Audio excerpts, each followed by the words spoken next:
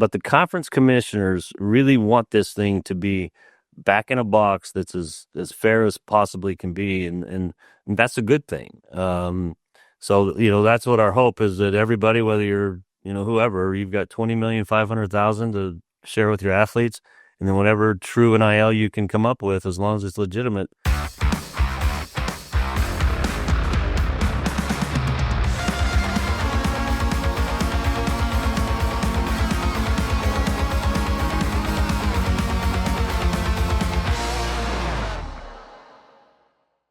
Hello and welcome into another edition of 3Ma. I am John Kurtz, joined by Cole Manbeck. No Derek Young today, but we do have our good friend Gene Taylor, K-State Athletic Director, joining us, and we appreciate the time as always, Gene.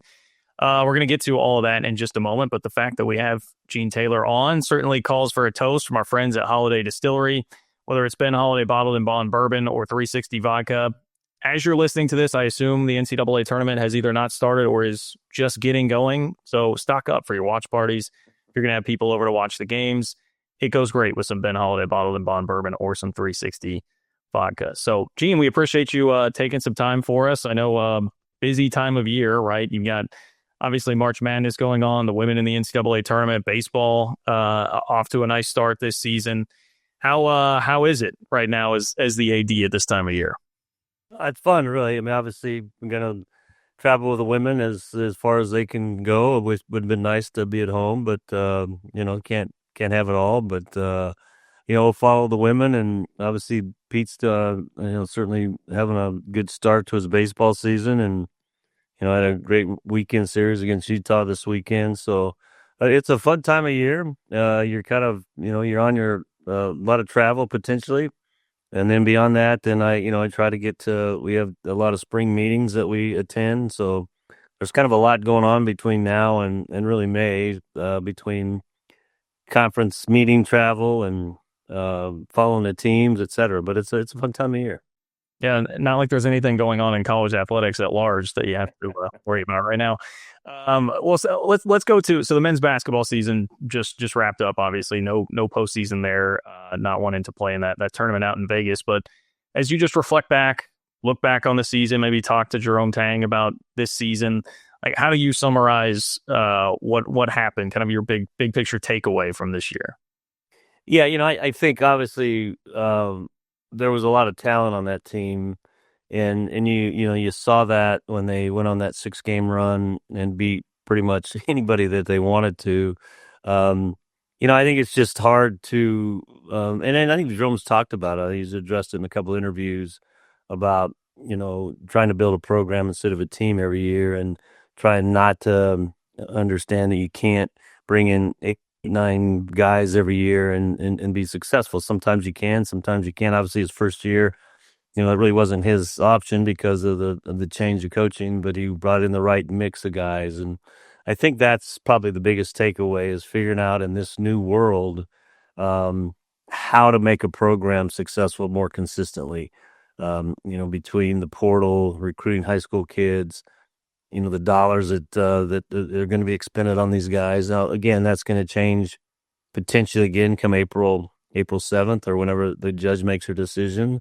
But I think it's just been so much change. And then the one thing that I have to keep reminding myself that for Coach, he's really only in his third year of head coaching, and just to adjust to being a head coach and adjust to the crazy world of what's going on in college basketball, I think has been, certainly something that he's, learning from. But, overall, there was a lot of really high points in the season, and we saw some really good basketball, and then clearly there were some disappointments, and there's nobody more disappointed than Coach and that staff and those players, and now we move on to what's how to rebuild from here. Yeah, and Gene, before I ask this next question, do have to say our top storyline brought to you by our friends at AlencoHome.com. That's ALENCO home.com for all your home improvement needs. But like along these lines, and I think it's a very astute observation. Like, hey, Houston, programs like Iowa State certainly have had a lot of success, with a lot more roster retention and just filtering in some guys here or there out of the portal. The one thing with that is when that hasn't been the strategy, then it can take some time to build up to that. And you're also sitting here with back-to-back years not in the tournament, and 5 of the last 6, not in the tournament. So how with fans obviously wanting to get back there, like how tough is that to balance next year going into, hey, we need to switch philosophies and build a program, and it would certainly behoove everybody to make the tournament. Yeah, yeah. Obviously, you want to make the tournament, and I think patience is going to be a challenge for a fan base, particularly when you start off and you go to Elite Eight right out of the gate, and next year you go to the NIT, and you lose the first round. So obviously, the patience will start to wear thin with the fan base. But I think they have to see. Hopefully, they'll see a bigger picture, and if this team gets built the right way, and we have maybe some more consistent success, and you never know. I mean, obviously you never know what a team can come together and make a run. But yeah, I think it's going to take a little longer. But I also think there's ways once you kind of build a base um, to get there a little quicker by bringing in instead of bringing in trying to find 8, 9 guys, you bring in 2 or 3 guys, maybe 4 guys that are the right fits and fill the holes. Obviously, football's kind of try to figure it out in terms of how they're building their program, and I would say that there's a lot of similarities, difference, obviously, in numbers and all those sorts of things. But yeah, I mean, I think our fan base is gonna, have to see progression next year and improvement in terms of a little more consistency of play. And I think Coach understands that. But yeah, it's going to take a little longer. But I'd rather be consistently good over a number of years than a flash in the pan every once in a while. Gene, I know we're going to the revenue sharing model potentially here in the near future, but I'm curious to the point you just hit on. I mean, do you anticipate the financial support still being there for men's basketball and Jerome Tang from an NIL perspective? Yeah, I do. Obviously, Coach Tang, people, they get frustrated for a while, and then they kind of take a step back and, start, okay, the bigger picture is, okay, we got to be successful in the long run. And as I've talked to donors, both individually and in groups, the messaging is, guys, we can't go backwards. And whether it's football, basketball, women's basketball, we have a new $20 million budget line item that we have to cover. If we don't cover that, then, I've shown in group settings pictures of an empty Bramlage and an empty Bill Snyder Family Stadium and what it used to be like. And if we don't commit to that and find the dollars, then that's what's going to happen. And we're going to continue to go backwards. And not only is it going to impact our win and loss record, but it's going to impact our community because people aren't going to come to Manhattan and we're not going to buy tickets and all those things. There's a trickle down effect. So, I talk about it's not just one program or one team. It's collectively this department. We have to find those dollars. We're a little unique here as we don't get institutional funding or some of the other funding that some of these other programs are going to be able to tap into. So we're going to have to find new revenue sources and the donors. And I think they're beginning to understand that. There's still a lot of questions about it. But we're, telling that story that it's not just one team. It is a program wide. We have to find those dollars. Otherwise, we're not going to be successful. I'm curious, Gene, we saw the interview with Coleman Hawkins after the Big 12 tournament game that ended the season. He was obviously emotional, and a lot of these NIL numbers, obviously, they get out there, they get leaked and floated out there, and that adds a lot of pressure to the player, to the student athlete. But I'm curious from your perspective as well. You're in a unique position because when numbers like that get pushed out there publicly, that can create animosity within an athletic department among coaches of other sports, right? Like, how do you kind of manage through that, and what's the message to the other coaches and other programs?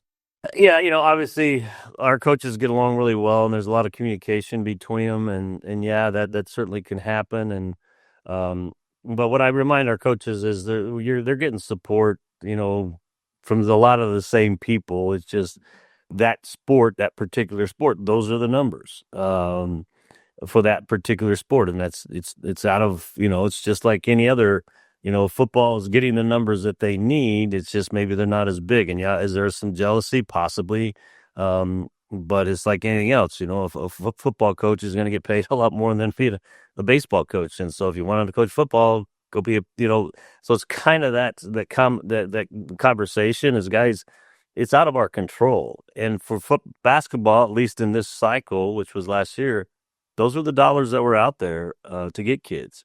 That wasn't the case in football, except for a couple positions, but and other sports. So, I'm sure it exists. I will say for us, that didn't exist. Coaches have a lot of good communication. They get along really well. Matter of fact, I know Chris and Jerome talk a lot. Chris and Mitty talk a lot.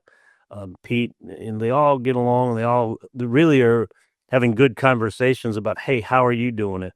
What's going on with your program? How are you attacking this sort of thing? And then knowing that we all have similar donors that we have to rely on. So it's not been an issue here, but you're 100% right. It certainly could be.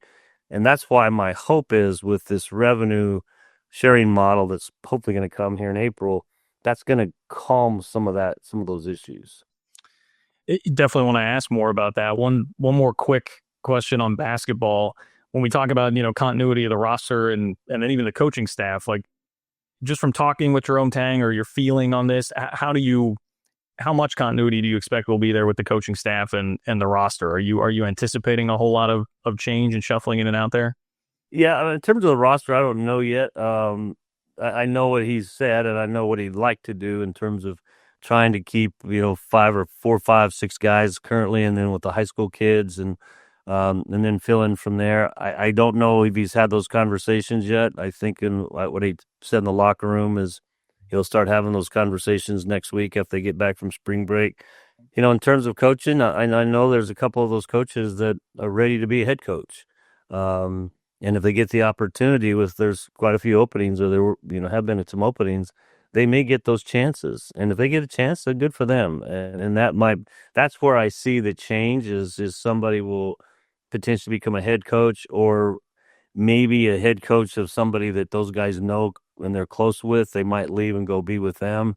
But they've been together 3 years, and sometimes it just happens naturally. But I don't see Jerome making any specific changes unless it happens on their own. All right, you guys know I have to tell you about our good friends at Home Field Apparel. You can go to homefieldapparel.com to find the best college gear around, like that hat that Cole is wearing right now. If you want that, you can get it at homefieldapparel.com. They've got 50-plus K-State designs, 100-plus other teams out there if you want your closet to look like Derek Young's. And who among us does not? Go to homefieldapparel.com and use promo code 3MA24 for 15% off your first order. That's promo code 3MA24 for 15% off your first order. We're back with Gene Taylor in just a moment.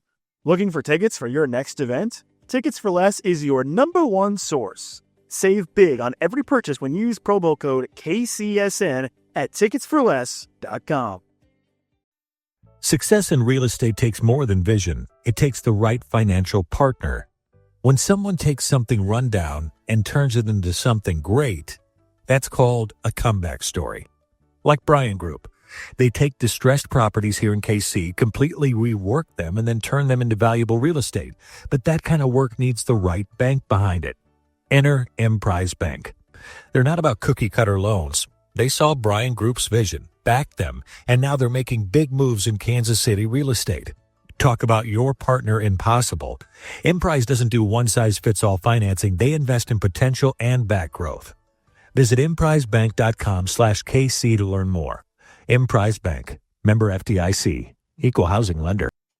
Well, you brought up with the revenue sharing, obviously April, being an important time for that. And it's just crazy trying to keep track of everything that's going on and where it's at in the courts. And just give us kind of the state of the union from your standpoint on where you think things sit, what the odds are that is going to be all in place and everything falls into place with it the way that I guess ideally you would want it to for next year. Where do you feel like things are at with that right now?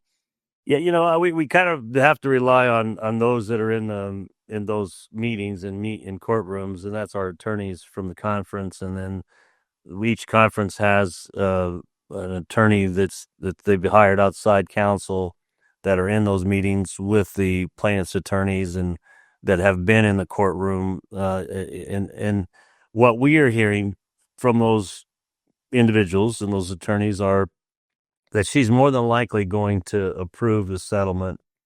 And so we have been moving, and I say we collectively, all the schools in the Big 12, all the ADs are moving forward with what our plan is going to be come July 1st and how we're going to share the revenue, what kind of scholarships we're gonna add.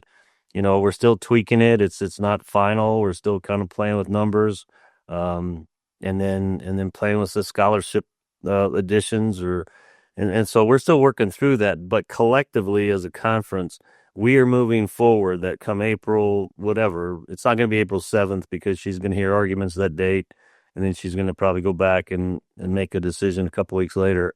But sometime in April, we are planning on her finalizing the settlement, and then we'll just start moving forward to that July 1st date. So we've got a plan in place. We're still tweaking it.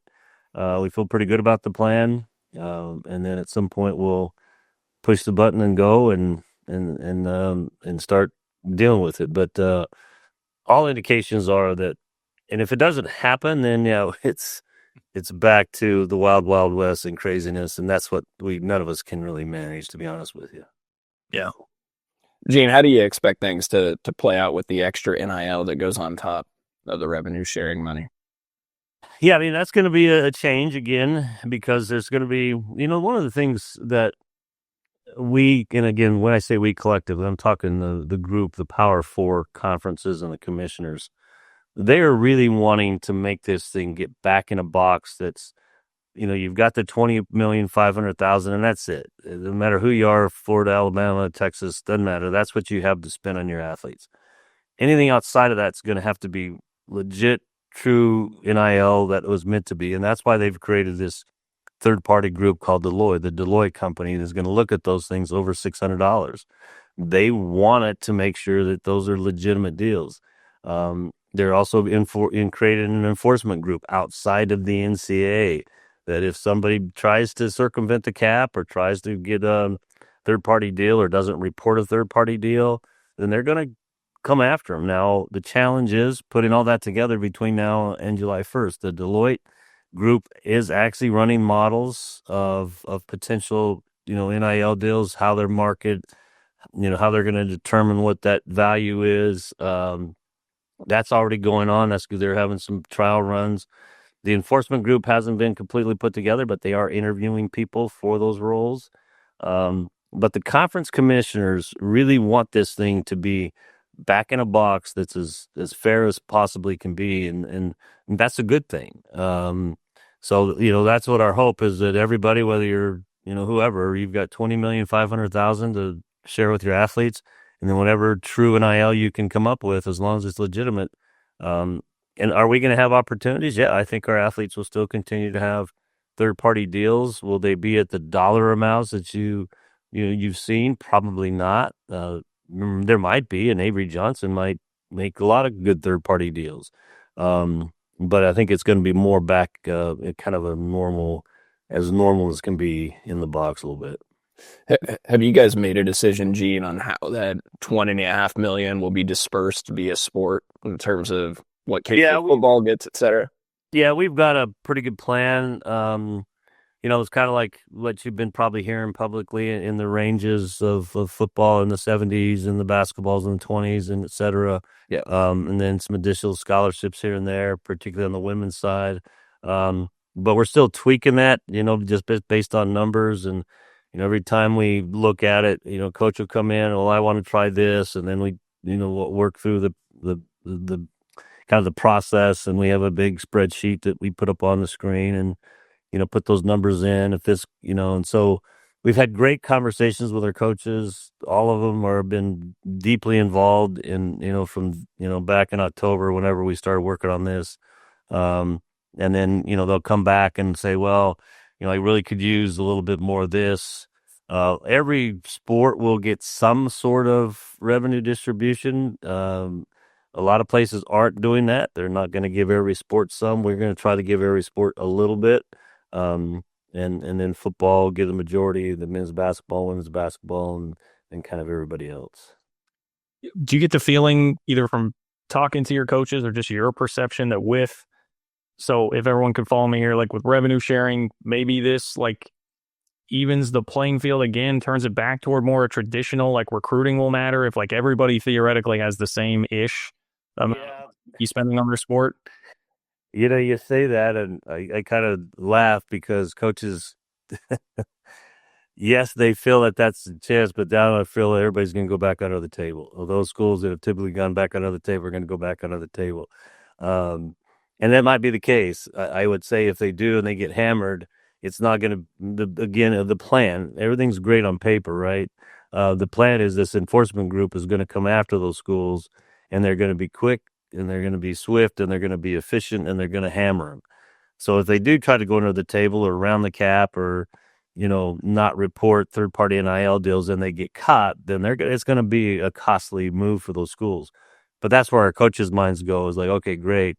We're back all in the same, equal playing field, but those that have cheated in the past are going to continue to cheat. So I guess we'll just deal with that when we, get there. The other dynamic to me that's kind of fascinating with this is, so for those like third party deals, if they have to be legitimate deals, does it change the way that you guys have to, like, I guess, quote unquote, fundraise, like go to different people there because they need to have like you can't just go to somebody who has a pile of money, right? It has to be somebody that has a business that they could do a deal with. Like how do you anticipate that working out? Yeah, I think, that's going to be, it's not going to be just straight cash to the athlete, right? Anything over the rule is anything over $600 has to go to this Deloitte group to be evaluated. And hopefully it'll be a fairly quick thing. And, a lot of the deals that we have are, our offensive lineman had a beef deal and, Avery had the car deal. And, some of the things you see are legitimate. They're doing commercials, they're doing radio spots.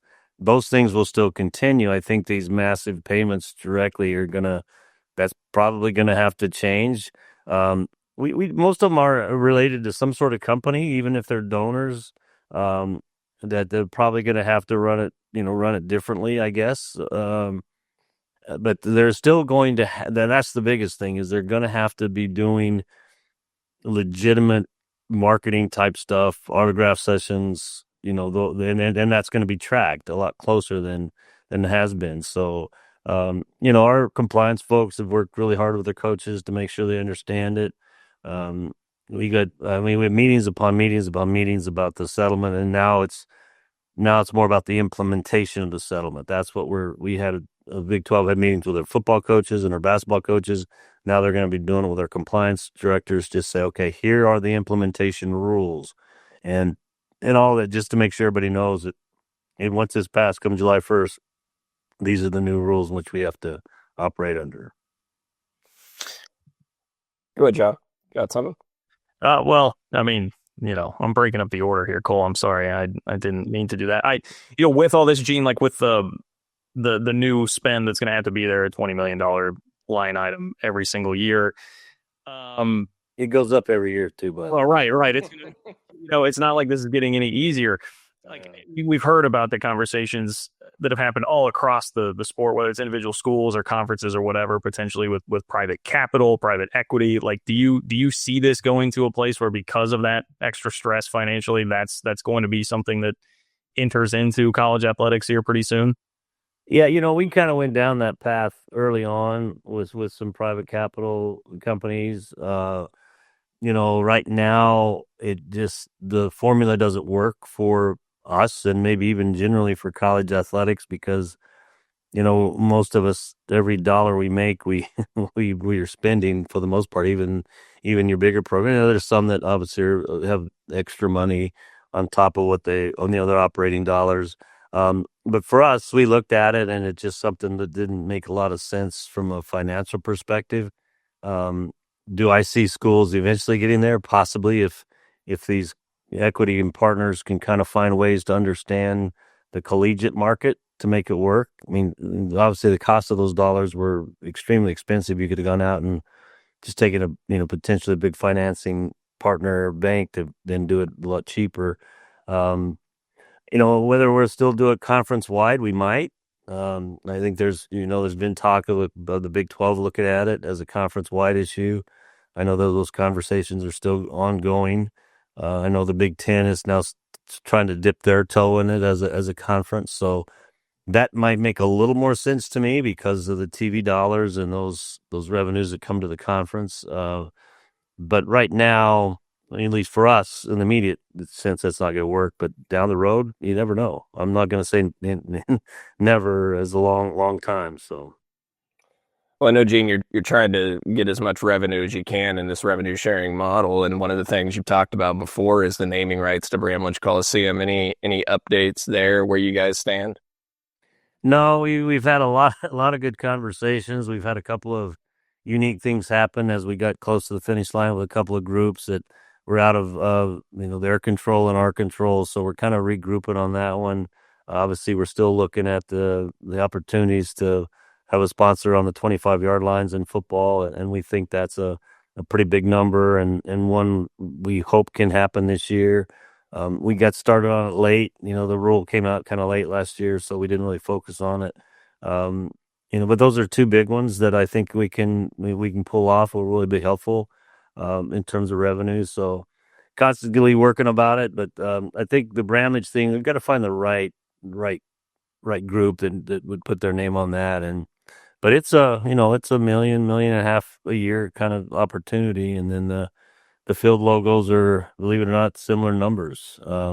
So I think we just keep working with our Littlefield group and other donors and folks that we know that might have an interest. And we got really close last year with a couple of groups, and like I said, just got to the finish line, and two things happened that were completely out of each of our control. Otherwise, we'd have probably had it done. So, still working on it. Get to ask you a football question, which I'm sure you're relieved to get a question about this. Matt Wells, offensive coordinator, promoted to the position, a guy that you're familiar with and friends with, and how excited are you for Wells and what he can bring to this K-State offense and the program?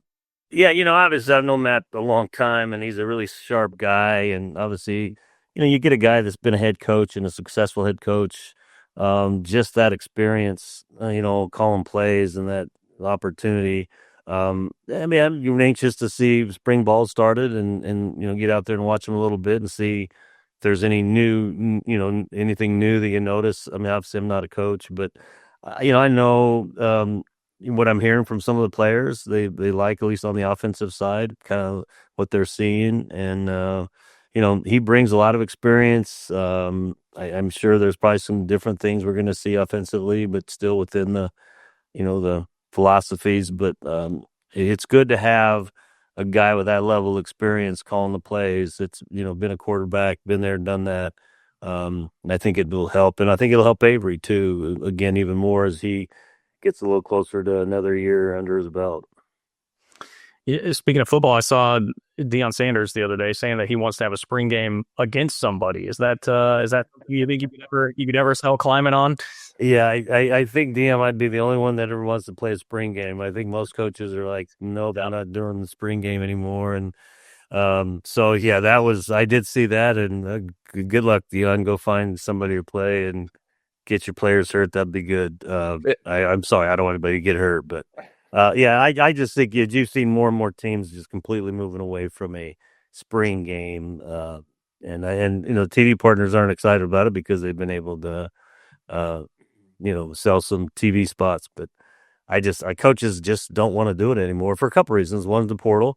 If they do a spring game, there's going to be guys that see who's who's position one, who's position two, and then they lose them in the portals. So I think, and then part of it is just making sure they don't get injuries. And it adds even more to it is this 105 squad size limit, right? I mean, before you had 120, not that you want to get anybody hurt, but you had a little more flexibility and more bodies to deal with. You got 105 come August, and that's all you got. That's going to be interesting. Coach Kleiman was on the forefront of that spring ball movement while everybody was still having spring games. He moved away from it. Yeah, he was, and like I said, I don't think anybody miss fans. That's one thing we've always been able to do some sort of fan engagement around the spring game. So I don't know what we'll do with that, but it's more about long-term success of the football program, and fans can find other opportunities to engage with their team. I do have one request with football, and that is like, could we? I'm worried about this Army game. It's stressing me out. Can we not schedule Army or Navy? It's so tough, man, to bring them in with the style that they play. I'm worried about it. Hey, you think you're not happy about it? I got a guy upstairs that's not happy about it either. Because, by the way, that coach at Army, he played multiple times as a defensive coordinator when he was at Georgia Southern, and that was not a lot of fun. So they're a really good, solid football team, obviously, and that defense or that offense is unique, and and we're coming off, a trip to we'll have a game before North Dakota, but you don't have a lot of time to prepare for that. So you're right. It might be love having the academies, but probably not going to see one for a while after this. You guys have had some really bad luck with some of these teams scheduled way in advance in terms of having their best season either the year prior or ending up having a great year. As you think about Tulane a few years ago and then Tulane last year. Somebody saw North Dakota and said, "Why the heck would you play North Dakota State?" I said, "Well, no offense to North Dakota, they're not North Dakota State, but they've got a new coach, so we'll see. You never know." Yeah. Well, all right. I got one that I forgot about. Back to this is not quite as fun a question before we let you go. But one thing that's happened recently here, big picture, the ACC is going to all this success initiatives, brand initiatives, right? Basically unequal revenue sharing there. Is that something, I mean, it feels to me inevitable it'll come into play in the Big Ten and SEC at some point, but is that something you could ever see taking place in the Big 12? Well, we haven't talked about it. I mean, obviously, I shouldn't say we haven't. I mean, we talked about what the ACC is doing, and they're, way back in the day, that's what Texas and Oklahoma wanted, long before I got in the conference, or, so that's always kind of I guess, a potential, but we'll see. I mean, now that you're going to get more teams in the playoff, and, if I think the Arizona State coach threw something out there. Well, if I'm always the team in the playoff, shouldn't we get more money?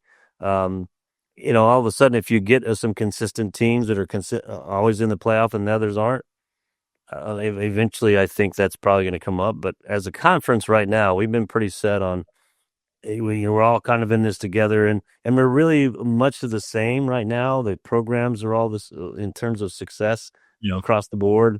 You typically have had the Oklahoma in football win it every year, and Texas and occasionally, but right now that's not been on a radar screen. But who knows what's going to happen as we get more and more teams in these playoff opportunities. Yeah, I certainly don't envy you guys with everything that you have on your plate these days, but appreciate you taking some time for us, Gene. Always great to chat with you, and look forward to doing it again soon. Thanks, fellas. Good to talk to you, and we'll talk soon.